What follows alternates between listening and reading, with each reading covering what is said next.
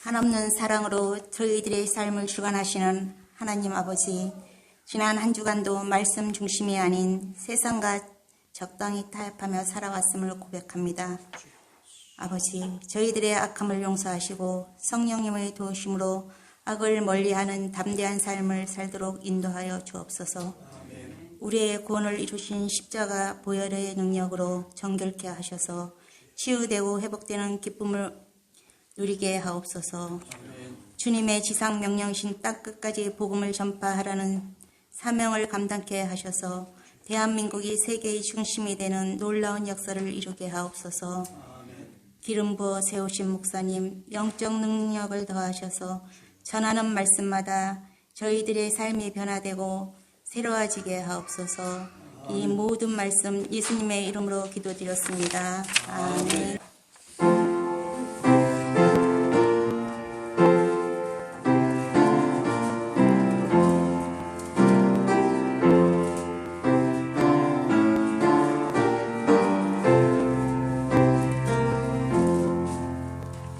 날 구속하신 주께 엎드려 그 크신 은혜 찬송합니다. 내 연약함을 공연히 보사 근심과 걱정 맡아주소서.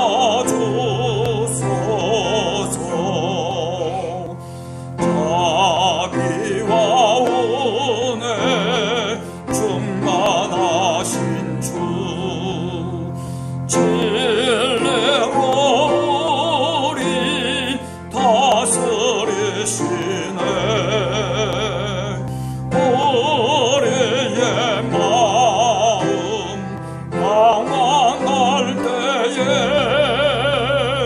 갈 길을 비춰 인도하소서.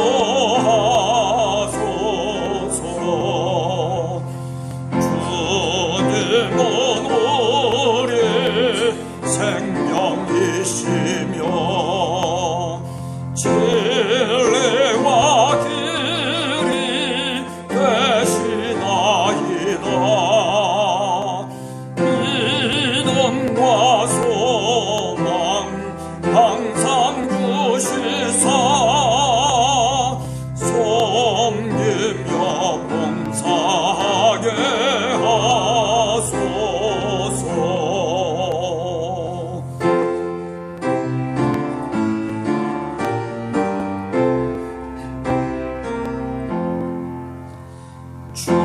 주님의 사랑 한량 없으니 나 같은 죄인 주 안에 살고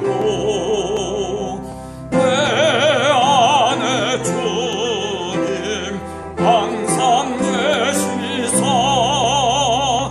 죄악이 나를 주장 못하네. 우리가 구원 얻을 때까지 믿음에 굳게 세워주시고 은혜와 진리 넘치게 하사 주님의 이루어지게 하소서.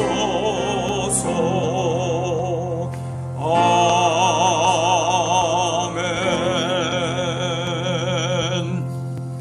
그들이 조반 먹은 후에 예수께서 시몬 베드로에게 이르시되 요한의 아들 시몬아 네가 이 사람들보다 나를 더 사랑하느냐 하시니 이르되 주님 그러하나이다. 내가 주님을 사랑하는 줄 주님께서 아시나이다. 이르시되 내 어린 양을 먹이라 하시고 또 두 번째 이르시되 요한의 아들 시몬아 내가 나를 사랑하느냐 하시니 이르되 주님 그러하나이다. 내가 주님을 사랑하는 줄 주님께서 아시나이다. 이르시되 내 양을 치라 하시고 세 번째 이르시되 요한의 아들 시몬아 내가 나를 사랑하느냐 하시니 주께서 세 번째 내가 나를 사랑하느냐 하심으로 베드로가 근심하여 이르되 주님 모든 것을 아시오매 내가 주님을 사랑하는 줄을 주님께서 아시나이다.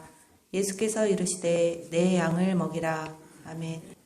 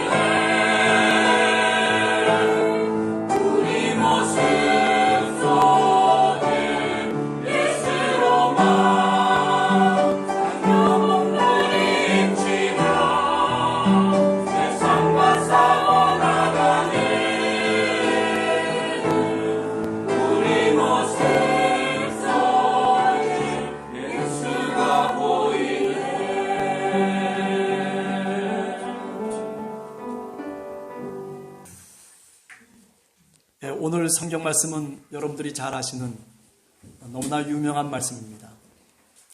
그러나 조금 다른 각도에서 오늘 성경 말씀을 한번 살펴보면서 은혜를 나누고자 원합니다.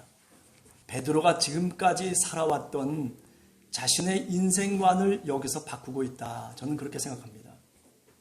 베드로뿐만 아니라 예수님과 함께 했던 그 7 제자들 모두가 다 마찬가지라고 생각됩니다. 베드로에게 질문하시는 그 물음의 내용이 뭡니까?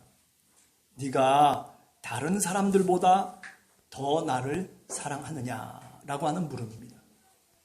이것은 단순하게 어떤 사실만을 얘기하는 것이 아니라 지금까지 베드로가 살아왔던 삶의 모습을 다시 되묻고 있는 예수님의 물음입니다.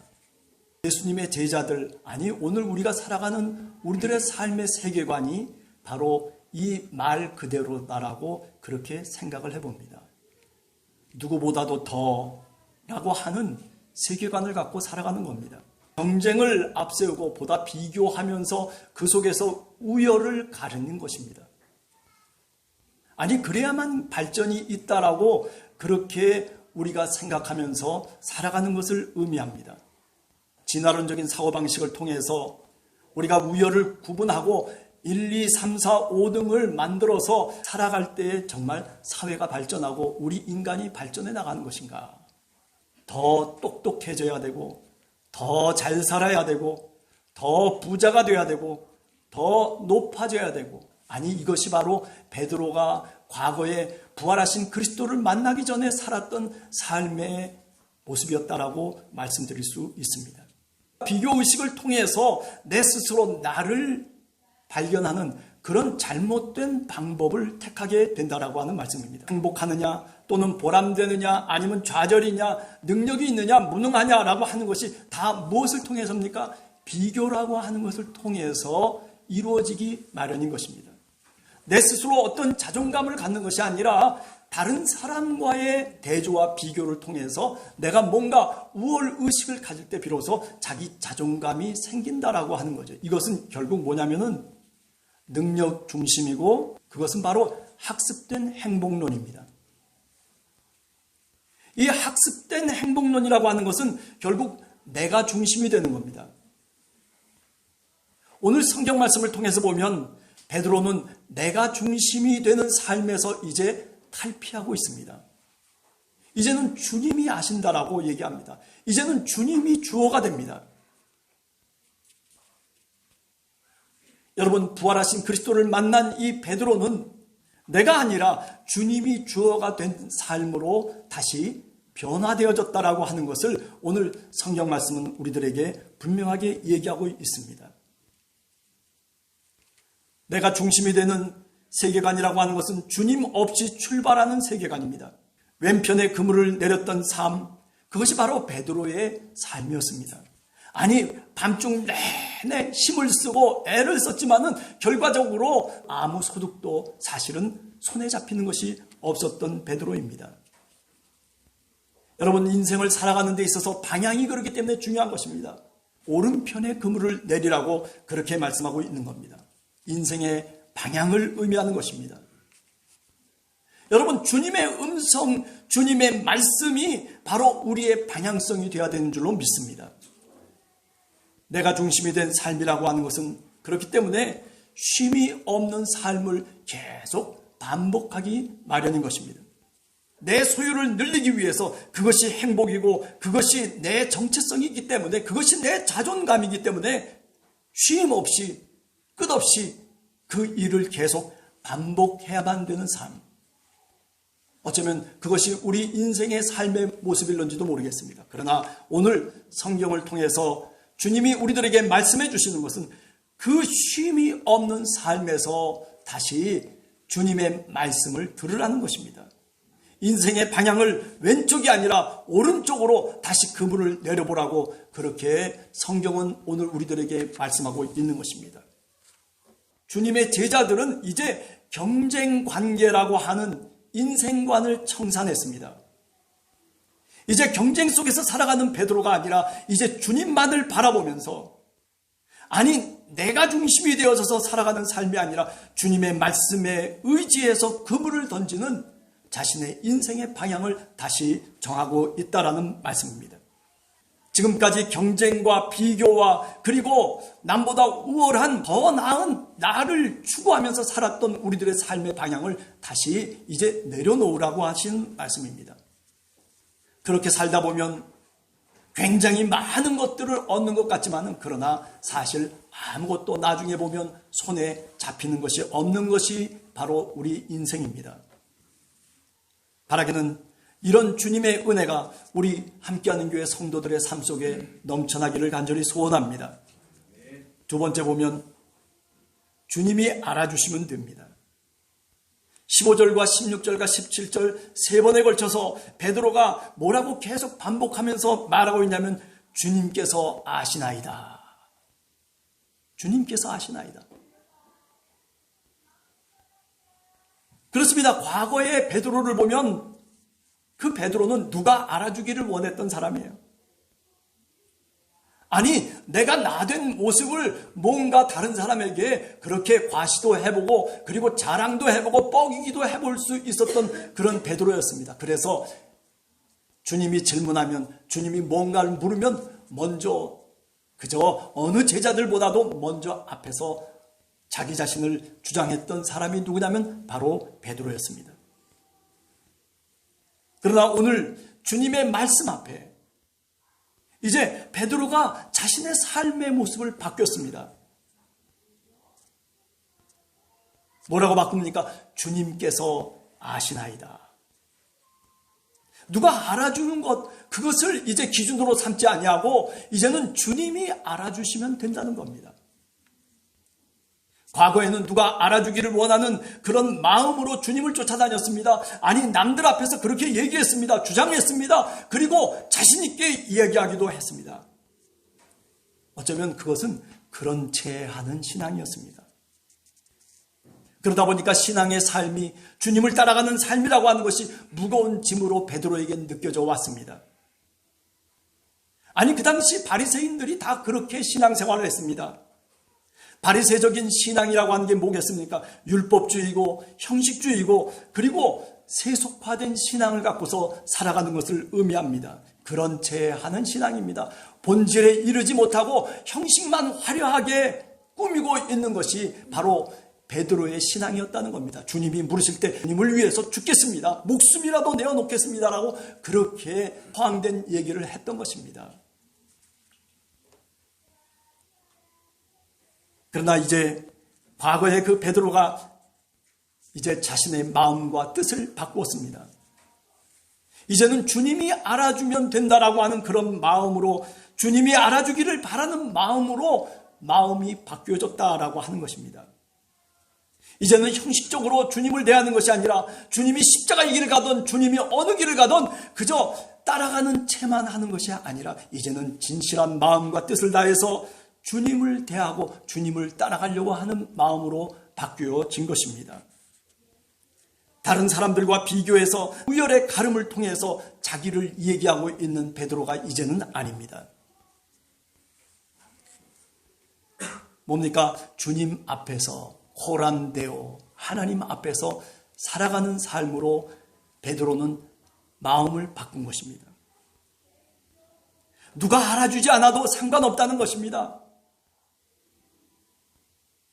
그저 내가 하나님 앞에서 하나님이 나를 알아주시기만 하면, 주님이 나를 알아주시기만 하면 그래요. 내가 헌신합니다. 내가 감사합니다. 내가 만족합니다. 내가 행복합니다라고 하는 그런 뜻과 마음을 갖고 이제 주님을 따라가기로 작정한 베드로를 오늘 본문에서 우리는 다시 만날 수가 있는 겁니다. 과거의 베드로가 결코 아닙니다.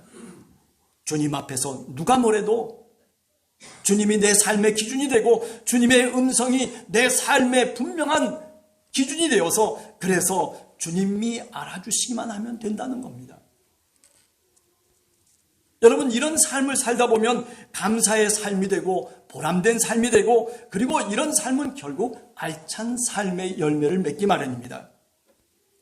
오늘 성경 본문을 보면 그렇기 때문에 그물이 찢어질 정도로 가득 채운 그런 소득이, 그런 물고기가 잡혔다라고 그렇게 얘기합니다. 물고기가 몇 마리가 중요한 것이 아닙니다. 하나님의 은혜라고 하는 것입니다. 그렇게 변화된 베드로는 주님과의 만남이 곧 행복이었을 것입니다. 주님과 대화하며 주님의 음성을 듣는 것이, 그것이 곧 감사의 제목이었을 것입니다. 여러분, 그렇습니다. 우리가 신앙생활하면서 주님이 알아주시면 되는 겁니다. 목사님이 알아줘야 되는 것도 아니고, 장로님이 알아줘야 되는 것도 아니고, 권사님이 알아줘야 되는 것도 아니고, 누가 나를 알아주는 것이 기준이 아닙니다. 주님이 내 삶의 기준이 되시기를 간절히 주님의 이름으로 축원합니다. 그러면 감사하게 됩니다. 그러면 내 스스로 신앙생활하는 것이 어려운 것이 아닙니다. 무거운 짐이 아닙니다. 신앙생활하는 것이 기쁨이 되어질 수 있고, 그것이 감사가 되어질 수 있고, 신앙생활하는 것이 행복한 것이 되어질 수 있는 법입니다. 주님만 알아주시면 됩니다. 너무 옆에 있는 사람을 그저 쳐다보면서 그것을 의식하면서 살아가는 여러분들이 되지 아니하고, 주님을 의식하면서 살아가는 여러분 모두가 되시기를 간절히 주님의 이름으로 축원합니다. 그 다음에 세 번째는 그래요, 사명의 부활입니다. 예수 그리스도께서 처음 갈릴리 그 해변가에서 베드로를 부르셨을 때에 뭐라고 말씀했습니까? 마가복음 1장에 보면 나를 따라오너라, 내가 너로 하여금 사람을 낚는 어부가 되게 하겠다라고 그렇게 사명을 주셨습니다. 그러나 오늘 다시 사명을 다시 부활시키고 있습니다. 그것은 옛 사명이 아닙니다. 새로운 사명을 베드로에게 맡기고 있는 이 장면은 참으로 중요한 장면이라고 저는 생각을 합니다. 변화된 베드로입니다. 만약에 옛날 그 과거의 모습처럼 베드로가 그런 모습으로 자기중심적으로, 그리고 누가 알아주기를 원하면서 살았던 그 베드로의 모습이라면 주님께서 다시 사명을 주지 않았을 것입니다. 그러나 이제 부활 이후에 베드로는 부활하신 그리스도를 만나면서 그 마음속에 새로운 신앙을 갖게 됩니다. 아니, 자신의 변화를 겪게 됩니다. 그런 변화된 베드로에게 그렇게 인생의 기준이 바뀌고 세상관이 바뀐 바로 그 베드로에게 주님께서 사명을 맡기시고 있는 것입니다. 내 양들을 보살피며 내 양들을 돌보라고 그렇게 말씀하고 있습니다. 사명의 부활입니다. 여러분, 오늘 우리들도 이런 베드로처럼 변화된 삶을 살려고 우리 마음속에 작정할 때 우리 속에 사명감이 생기기 마련입니다. 아니, 누가 알아주지 않아도 내가 스스로 주님 앞에서 살아가겠다라고 하는 그런 마음을 갖게 되면 주님께서 우리에게 다시 사명을 주십니다. 내 마음속에 사명이 부활하기 시작합니다. 그것은 옛날의 사명이 아닙니다. 새로운 사명이 우리 마음속에 솟아오르기 시작합니다. 그것은 한 사람 한 사람 각자에게 하나님께서 주시는 음성이기도 한 것입니다. 문제는 뭐냐면 내가 베드로처럼 이렇게 기준이 바뀌어야 된다는 것이죠. 과거를 청산하고 그런 더 나은 뭔가를 추구하는 삶에서 벗어나서 그 수고하고 무거운 짐을 벗어내어서, 그래서 이제 정말 주님의 제자로, 주님의 백성으로 삶을 살겠다라고, 주님의 증인으로서의 삶을 살겠다라고 그렇게 마음을 갖기 시작하면 주님께서 우리에게 주시는 사명이 있습니다. 사랑하는 성도 여러분, 여러분들에게는 어떤 사명을 주님께서 주시고 계십니까? 아니, 나는 주님이 나에게 어떤 사명을 줬는지 나는 알 수가 없어요 라고 하는 것은 그만큼 뭡니까? 내가 지금 삶의 기준을 잘못 잡고 있다는 것입니다. 주님의 삶 속에 내 삶의 기준을 맞추고 살아가게 되면 주님께서 우리들에게 말씀해 주십니다. 네 사명은 이거야. 너는 이제 일평생 그렇게 살아봐. 너는 그래, 이렇게 살아야 돼. 그 음성이 오늘 여러분들에게 들리시기를 간절히 주님의 이름으로 축원합니다. 그렇습니다. 오늘 이 베드로에게는 다른 그 어떤 무엇보다도 내 양들을 보살피라고 그렇게 사명을 주셨습니다. 아니, 오늘 우리들에게는 베드로와 똑같은 사명을 우리에게 주시고자 원하시는 하나님이 아닙니다. 우리들 각자가 우리의 삶 속에서, 우리의 교회라고 하는 위치 속에서 하나님이 주시는 사명들이 있습니다. 오늘 성경 말씀을 통해서 보면 교회론의 부활입니다. 교회라고 하는 것은 제자들을 통해서 하나님을 따르며 예수 그리스도를 믿는 사람들의 모임이 교회입니다. 복음을 전파해야 됩니다. 라고 하는 그런 교회론, 분명한 교회론이죠. 맞는 교회론입니다. 그러나 오늘 성경 말씀을 보면 내 양들을 먹이라, 내 양들을 보살피라고 그렇게 사명을 다시 주시고 계십니다. 교회라고 하는 것이 바로 서로 보살피며 서로 돌봐야 된다라고 하는 것을 이제 다시금 요한복음이 우리들에게 말씀하고 있는 겁니다.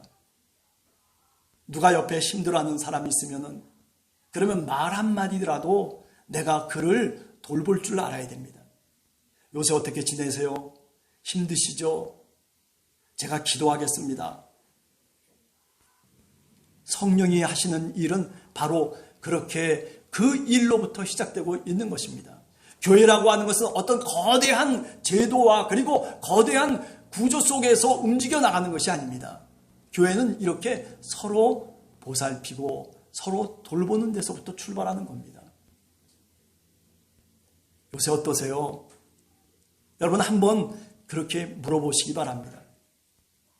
아니, 요새 힘드시죠? 힘내세요. 기도하겠습니다. 이런저런 서로가 서로를 돌보며 보살피는 그 언어, 그 말 한마디가 사실은 교회를 교회되게 만드는 것입니다. 그저 가까이 있는 한 사람을 보살피는 것, 그것도 말로부터 시작하는 것, 기도로부터 시작하는 것, 그리고 내 따스한 손길을 내가 그 사람의 손을 잡는 것으로부터 시작되고 있다는 사실입니다. 바로 교회론의 부활입니다. 오늘 베드로의 이 본문을 통해서 우리가 다시 깨닫게 되는 것은 그래요, 말씀으로 신앙생활을 하는 것입니다. 주님의 말씀을 귀담아 듣는 것입니다. 주님이 뭐라고 말씀하시는지 그 말씀이 내 뜻과 다를지언정 그러나 내가 오른편에 던지라 하면 오른편에 그물을 던지는 것입니다. 지금까지 왼편으로 던져서 그 많은 물고기를 잡았기 때문에 왼편으로 오늘 또 우리는 던지기를 원합니다. 그러나 주님이 어떤 때는 우리로 하여금 아니야, 오른편으로 던져라고 이야기할 때가 있는 겁니다. 그때는 그 음성이 주님의 음성으로 들리고 그것이 분명 주님의 음성이라면 그렇다면 내가 내 뜻을 버리고 그리고 주님의 음성대로, 주님의 말씀대로 그물을 오른편에 던져야 되는 것입니다. 이것이 바로 신앙의 방법입니다. 베드로와 그리고 예수님과의 부활하신 그리스도와의 대화 속에서 중요한 주제는 뭐냐면 사랑이에요. 사랑을 갖고 서로 사랑하니 사랑합니다. 사랑하니 사랑합니다. 사랑하니 사랑합니다. 사랑이에요. 사랑. 우리 신앙의 중심 언어는 뭡니까? 바로 사랑입니다. 사랑이 우리들의 대화의 주제인 것입니다. 그 다음에 두 번째는 뭡니까? 용서라고 하는 말입니다. 용서. 그렇게 베드로가 자기를 배신하고 베드로가 나 모르겠다라고 그렇게 집어던져 놓고 그 십자가의 길에서 자기를 부인했던 베드로였지만은 그러나 주님은 그를 용서하시고 용납해 주시고 계십니다. 아니 7명의 제자들이 있는 곳에 부활하신 그리스도께서 나타나시면서 너희들 나를 버리고 여기까지 와 있느냐라고 그렇게 나무라시고 꾸짖지 아니하십니다. 용납하십니다. 사람은 잘못할 수도 있어요. 어떤 때는 실수할 수도 있어요. 어떤 때는 잘못된 길로 갈 수도 있어요. 그러나 그것을 나무라고 꾸짖는 것이 아니라 그것을 사랑으로 용납하는 것입니다. 신앙은 바로 그런 것입니다. 교회라고 하는 장소는 바로 그것이 허락된 장소입니다. 교회 속에서도 법을 따지고 이랬기 때문에 이렇게 잘못됐습니다. 저렇기 때문에 저렇게 해야 됩니다. 이렇게 해야 됩니다라고 하는 것이 아니라 교회라고 하는 바로 이 장소는 그런 장소가 아닙니다. 신앙의 방법이 무엇으로부터 출발하는 것입니까? 바로 용서로부터 출발하는 거예요. 사랑으로부터 출발하는 거예요. 아이, 목사님, 그렇게 해가지고 되겠습니까? 아니, 그 사람이 그렇게 한다고 변화가 될까요? 상관없어요. 주님만 바라보면 되는 거예요. 만약에 그렇게 교회가, 오늘 한국 교회가 그런 모습, 그 본질을 잃지 않았더라면 아마 정말 멋있는 교회가 됐을 것입니다. 그러나 하도 잘난 척을 하고, 하도 멋있는 폼만 잡으려고 그저 교회가 멋진 교회만 되기를 원했던 그런 모습 속에서 오늘 우리의 교회가 이 모양 이 꼴이 되고 만 것입니다. 아니, 우리의 신앙도 마찬가지입니다. 그저 주님 앞에서 순종하면서 주님 앞에서 주님의 말씀을 들으려고 내가 무릎을 꿇고 그리고 주님 앞에 도움을 청하며 기도하는 그런 모습을 잃어버리면 그것은 신앙인이 될 수가 없는 것입니다.